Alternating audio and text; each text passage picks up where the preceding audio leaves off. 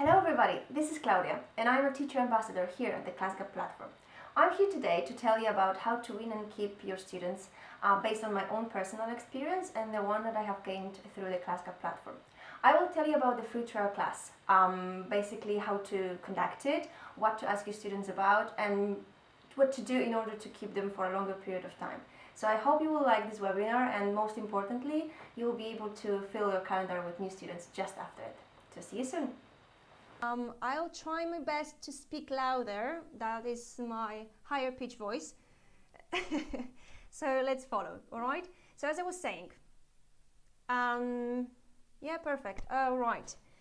Okay, so once again, just to repeat it very quickly, those are my observations that they helped me to keep students for a longer period of time than just for 5 or 10 classes. And I believe since we all work in this way or another for Classgap, it is good to at least try, right? Unless we try, we won't know in any case with any other thing in the world. So while I'm presenting you this, please feel free to comment here and there will be time also to do it after. So let me start. So the first idea or a tip, be self-assured and curious. But, as we know, there's always but. And in this case, what I want to talk about is speak and behave confident, but don't be overwhelming. I have noticed that quite few teachers, although they, I'm sure, are amazing teachers, they are trying too much. And what do I mean by that? We want this student that much sometimes that we are kind of eating this person during their 15 minutes class. So try to be confident, just as if you were getting to know a person on the first sight, basically. So if you are meeting someone, try to behave quite relaxed, as it doesn't matter if it's your student or a person that you just get to know on a party or on the street. Okay, so another thing, don't behave like you have known each other for ages. Not everybody feels the same way. And here I want to mention maybe cultural differences. We are all from different parts of the world. I'm pretty sure that most of you, I think there are most of you from Spain. I also do live in Spain right now. But not everybody likes to have that feeling of getting to know, like trying to speak to one to another like as if we have known each other for ages. It's better to do it step by step. Stay curious, but ask questions that will really matter for the future classes. What do I mean by that? Try not to ask why do you live where you live right now? Why do you do this job that you do right now? Who is your boyfriend? Where your family lives? Unless it is really useful for the classes in the future. That kind of private questions, they may scare the student at first, okay? Again, I'm speaking from my own experience. I'm sure that some of you have never heard about it and you're surprised, but the others, maybe you know what I'm talking about, okay? So, as again, be self-assured and curious, but not too much. It's called an interview in many places through the platform, although in reality it should be more of a dialogue between the two of you. And by the dialogue I mean that both of you should speak. The feeling of being overwhelming comes with this point. So let's try not to have a monologue, let's try not to talk only about ourselves or ask only questions, and especially questions that are closed, where the answer is yes or no. The first impression is really important and can be deciding. Something so obvious and everybody will say probably now, yeah, well, of course. But this point is very, very general. Actually, it can be in any slide, because here what I meant was to try to take this 15 minutes class or a trial class not too seriously, but more than sometimes I felt from my experience. It is deciding, the 15 minutes class. If not, it wouldn't be there, right? And it's helping a lot. So it is really important to prepare yourself for this 15 minutes class and already think of it as a big or the most important step in order to have the student for the next sometimes 10 classes, even sometimes after this 15 minutes interview, let's call it, or a short conversation. I had 10 classes booked right away for any reason. Well, they are listed here probably, but it is really that important. So maybe sometimes some of you that think it's not that important, let's take it a bit more seriously. And some of you that are too overwhelming, be a little bit more relaxed. Yeah, so it's always about the consensus here. Right, try not to be the only one talking. Let them express their curiosity or fears. So again, about that being overwhelming, I had students who sometimes only talked through this 15 minutes, and it was okay. I prefer that than me talking. I managed to ask some questions through that 15 minutes class, but I prefer to be a kind of very low quality psychologist other than someone that makes that person feel too overwhelmed. So it's better if you actually take and gather all the information and let them talk and let them express their feelings and fears about the language, the subject in the school, or any other topic that you are teaching, rather than trying to make it again like an interview. So just basically question answer, right? Next one. So they might be repetitive, so sorry about that, but they are all going around. Okay, so don't talk about yourself only. Explain your method, but not for an entire class. I'm talking right now about the class of 15 minutes. A little space and freedom to choose will be well taken. So let's say that it is important how do we teach, of course. It is important what kind of methodology we have, but is not the most important thing for the 15 minutes, okay? So let's take into account that we will have time for that after the student will be convinced, and the student will be convinced once he will have the trust to us, he will feel comfortable and confident with us, and that will happen after letting him or her express the fears, the feelings, have as many questions as this person wants, okay? Be naturally excited about the new students and show them that they truly just found the best teacher. What do I mean? Sometimes I had the feeling, and it is completely normal, we are all human and we are all teachers, I guess, right now here. So through our career, or maybe not even a career, but something that we can call a hobby and maybe a career in the future, we probably had tons of classes. There are hundreds of them or thousands of them, and sometimes maybe we feel like, oof, that's quite a lot. And there were teachers that I could see that they are a bit maybe tired or overwhelmed with all these classes, and they kind of looked like they didn't really want to have this interview with me. So if you really like teaching, and I'm sure that you all do, try to not force yourself, because I don't want to, and I don't want to behave like that, but try to have that feeling inside of you, like, okay, I'm gonna have a new student, maybe let's take it as a challenge, and I'm sure it's gonna be great in the future once I'll get that student at some point, okay? Okay, don't make it a 15-minute survey. Try to explain or solve a problem, even the most trivial one. Now, that's more concrete. What I want to talk about here is that in the meantime that you are, sorry about just a sec, in the meantime that you are asking me questions, we are answering them right away, okay? So if you see me talking and you are surprised, like, who's responding it now? We are a team here. So don't make it a 15-minute survey. Try to explain or solve a problem. This 15 minutes class, it's for free, and I completely understand if some of you feel like you don't really have to teach during this class, because you don't.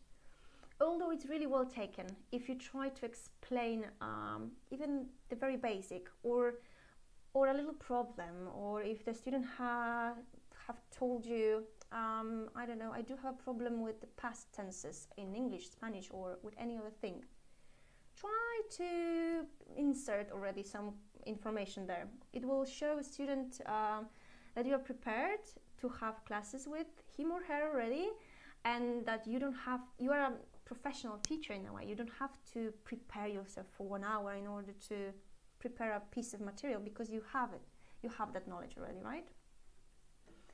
All right, clarify doubts, present instruction, adapt your speech to your student needs. This is something just to mention, because I'm sure we all know perfectly that each student needs different kind of attention and different kind of material and approach. So of course we will have different tempo of speaking or structure of even this 15 minutes class, if that's a kid, teenager,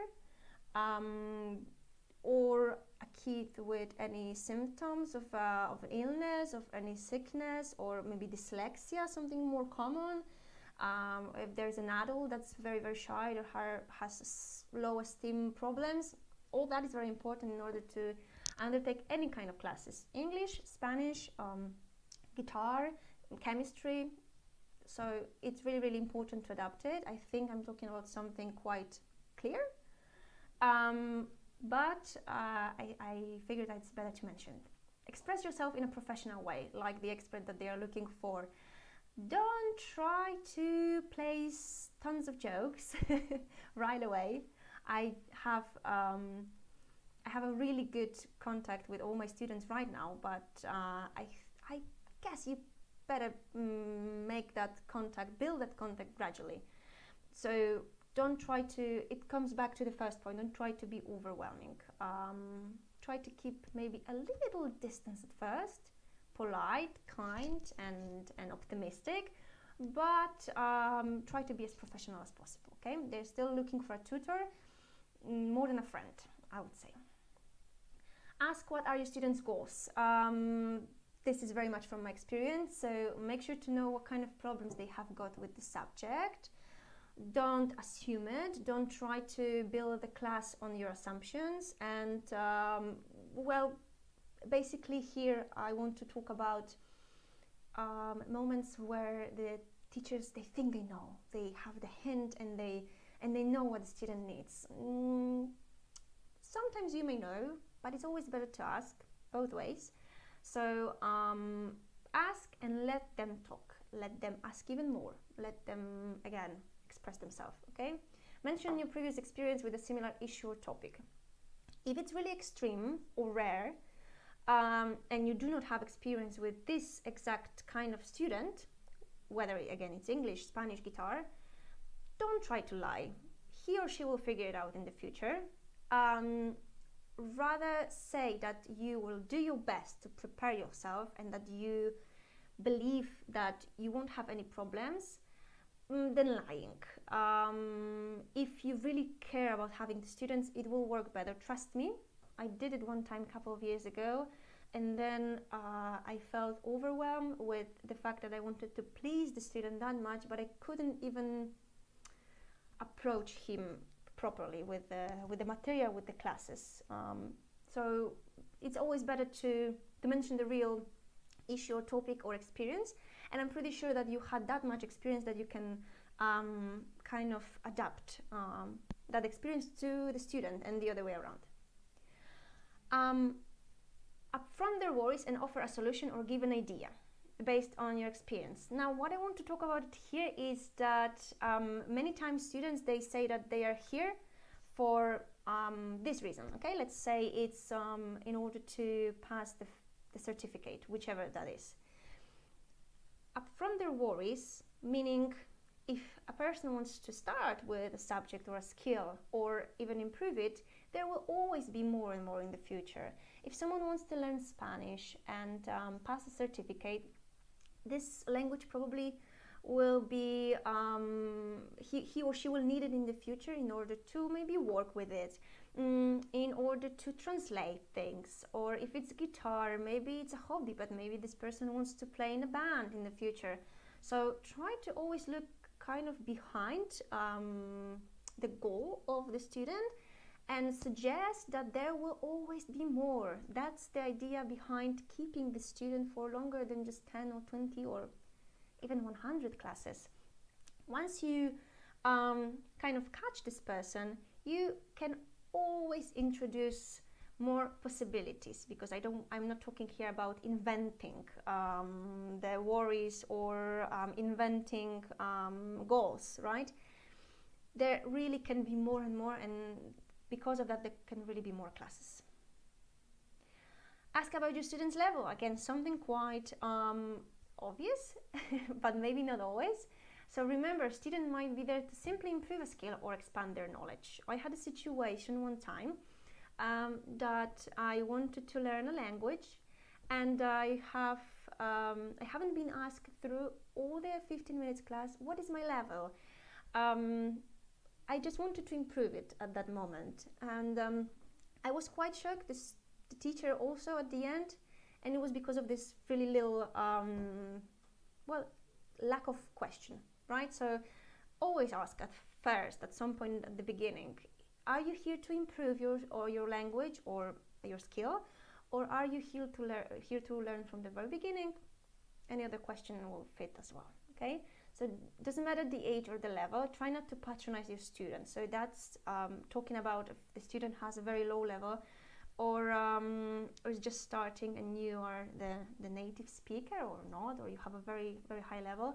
Don't try to behave like you have known it all because still you are the teacher, you are the tutor or the professional that they are looking for, but happens quite a lot of time that the teacher behaves quite overwhelming for this particular point, that we seem too serious and we seem like there is too much to basically to grasp as an idea and as a teacher as well. Adjust the way you speak and the teaching tempo to your student. Nothing more to say basically here. As I mentioned before, there are different kind of students, different kind of personalities. There can be someone that has problems with paying attention or dyslexia, ADHD, anything, right? So I know it's not easy to capture that already on the 15 minutes class, but it is important to try to ask about it, take that information from a conversation with him or her, and also place it already in the first or second class that's paid already, okay? Always ask if they understand. Also something quite clear, but not always it was happening or I had it. Ask your student if she or he had understood all that you have explained so far. Again, it's not a monologue, it's a dialogue, so sometimes the student will be too shy or will be too overwhelmed, or there's not enough time, or there are too many informations that you both want to exchange, and probably that student sometimes may not even ask or stop you, okay? So you should be the one who is stopping every some minutes and asking, do you understand what I'm saying? Maybe we should change to your native language, if of course if you know how to speak it, if it's the case of English Spanish, English French, or any other languages, okay? Let him her talk from time to time. They will surely have a few questions unless you want them, let them to speak. It is repeating it. I'm kind of repeating myself, I know here, but I'm trying to highlight the most important parts, I guess. So let them talk. It's always better if they talk more than you during this class, because then you can prepare yourself better for the paid ones, or try to be faster than them, but I will mention about it in a few slides. It's always good to ask about the pace of your talk. Those two are quite similar to each other. Bonus and packs are very important, but introduce them in accurate moment of the free class, right? There were some moments that I have been introduced to the bonus and pack at the second or third minute, and I didn't even know what it means back then. So try to introduce it gradually through the class. Once you see that the student, you can like each other, that you kind of fill students' needs or meet students' needs, then maybe it's a good moment to introduce the idea of the bonus and packs. Try to arrive to that topic gradually, seeing the needs of your potential students, and offer a full trial class and use it to sell a pack. Consider giving a discount for the first full class. That is important. I would like you to focus here in a way. We as a team also here, we thought that it's a good way. It worked in my case. I don't know if any of you have ever tried that as a strategy, actually. All right, so sometimes it's actually better to offer one full class before offering the full pack. Now, it is sometimes better for the student or a parent to grasp an idea of paying, depend how much you are charging, but let's say 15, 18, 20 euro, then 100 something or 70 euro, right? And it's because it's a good moment, it's a good 1 hour in order to then check each other properly. Yes, so then for the parent to see how the kid feels with having classes with you, or the teenager, or for the adult, in order to see if that works good with you, and for you also to be able to express yourself and to show the full potential that I'm sure you have. Yes, so it's a good idea, because then you can give a discount for the first full class. Now, that discount will apply, there is a possibility through the website, and if you do not know how to do it yet, you can of course ask us now, but I guess would be better after the webinar, and we can answer all of your questions, so you can be noting down all of them right now. So it's good to apply like a special discount for the student, telling him or her that well, we passed a free class, but I would like you to actually be able to see how great classes could be with me. So then I offer you a special discount of, I don't know, 10-20% on my full class. So then you can actually invest in me and pay for the pack of 5 or 10 classes. Yeah. It worked in my case. 70% of time it worked. So I guess it's quite good percentage. Don't scare your student with a lot of work. Spreading the fear of home studying won't have positive outcome on your student.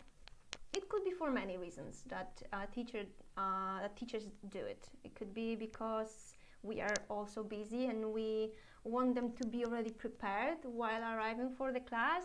It could be because we feel that they really need that material in order to upgrade faster, or any other reason. But I would say that it rather scares them at first, at least, than helps.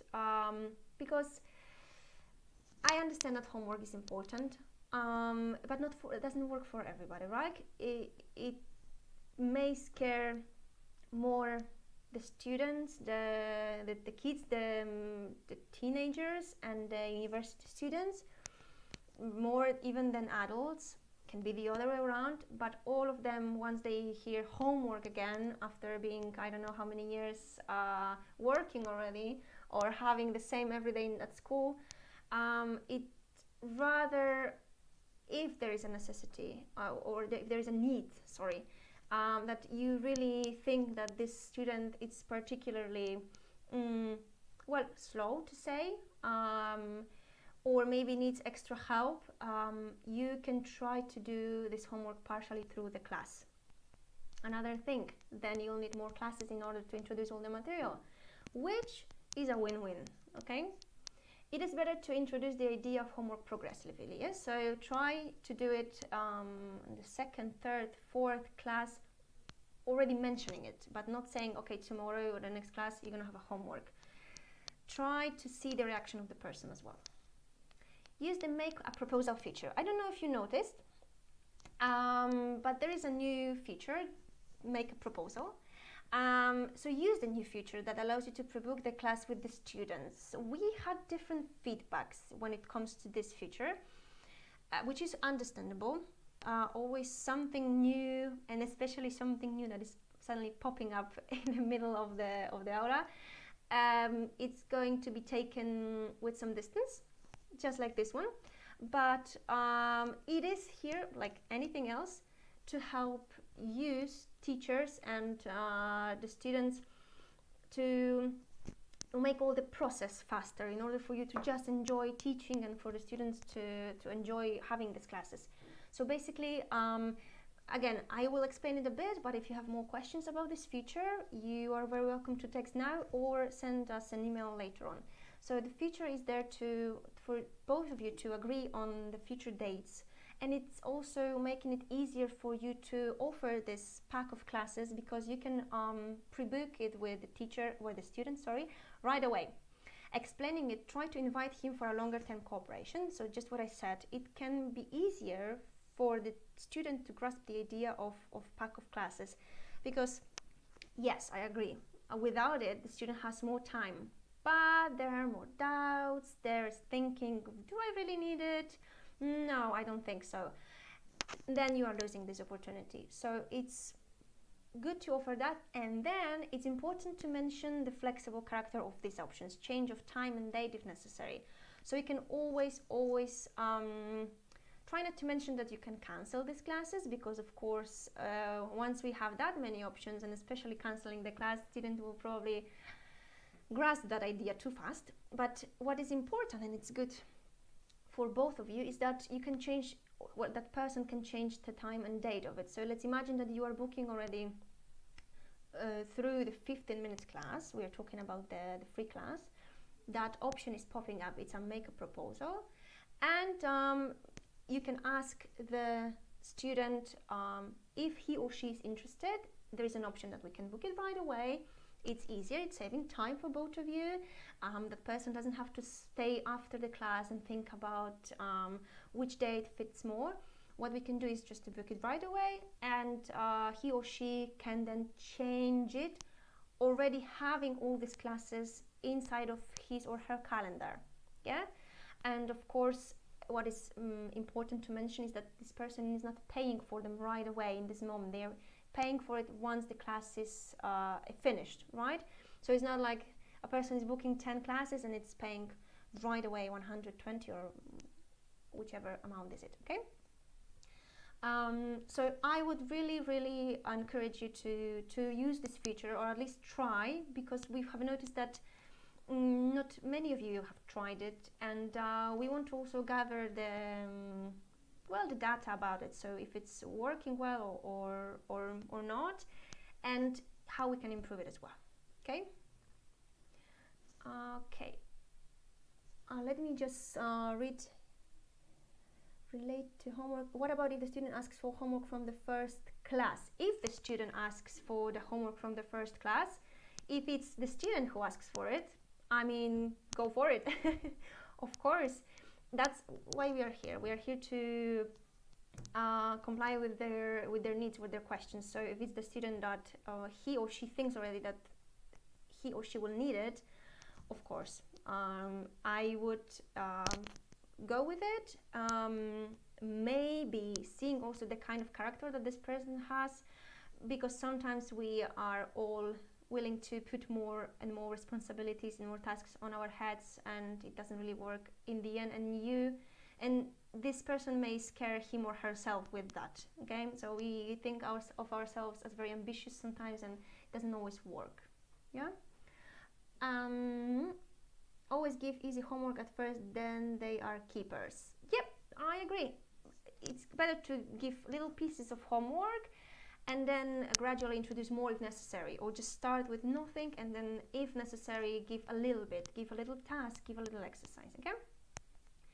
Follow-up is essential. This is a very important point, and throughout my career of a teacher, I have improved with this a lot. At first I thought that, couple of 7-8 years ago, I thought there is no need for that. Then I thought, well, maybe sometimes it's good to mention how the student does the classes. It was when I was about 20. Then with more and more years, I realized that it's really important, and I realized that especially in the moments that the students were actually the ones who were asking me for that, which made me feel really bad, because it should be me first who is telling them how they are doing, if they should improve with this or that. It's something really it's a core, I would say, of teachers' work, talking about public schools, private schools, academies, English classes, playing guitar. Feedback or follow-up is essential. Be proactive and send a message first. Here I want to talk about 15 minutes class.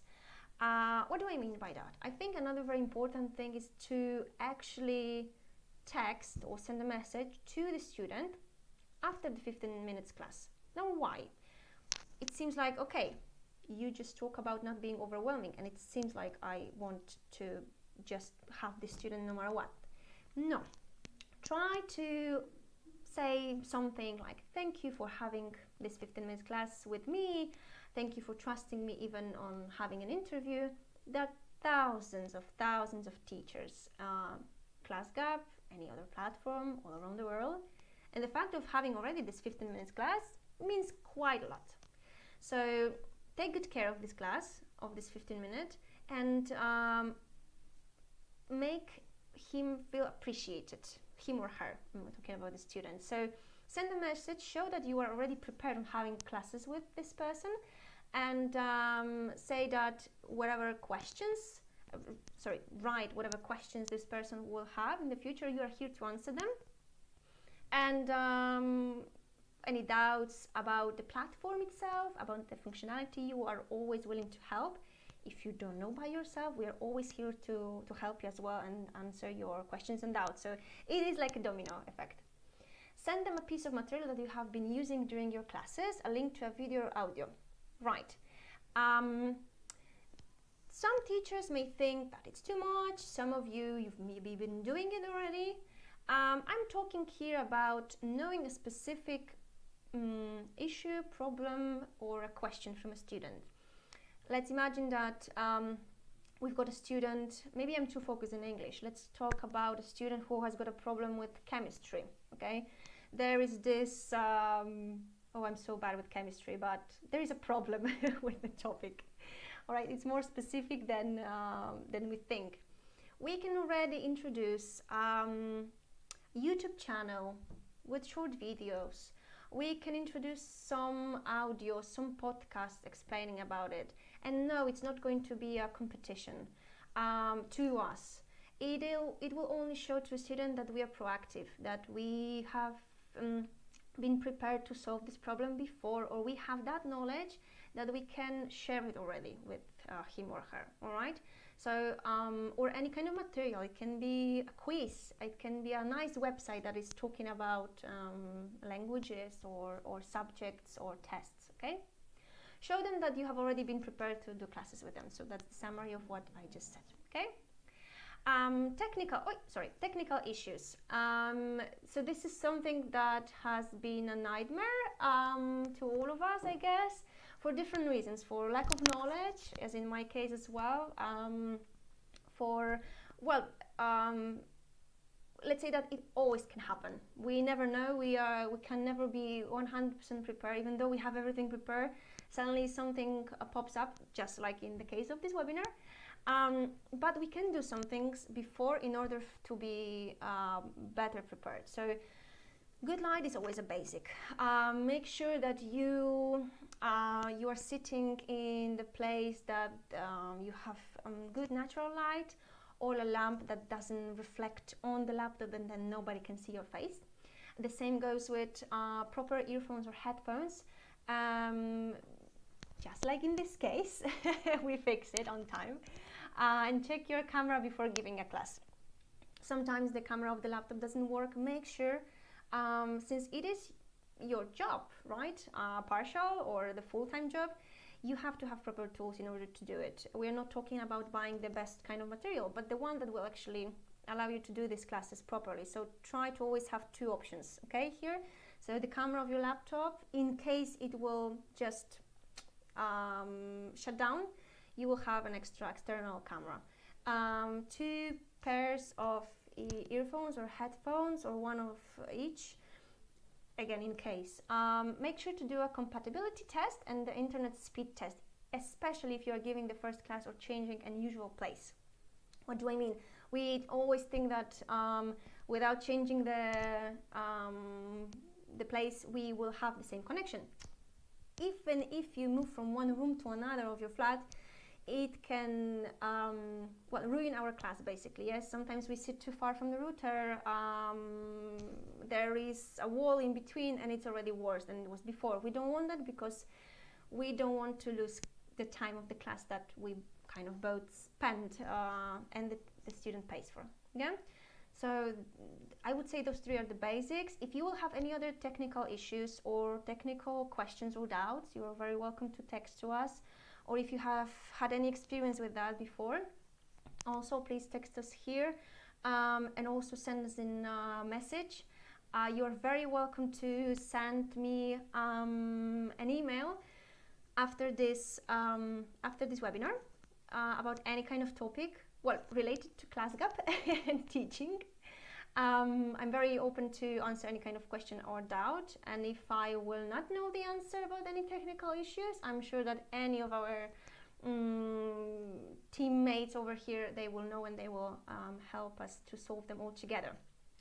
I would like also to ask you about, well, since I said at the very beginning, it's not a holy grail. We can all have ideas,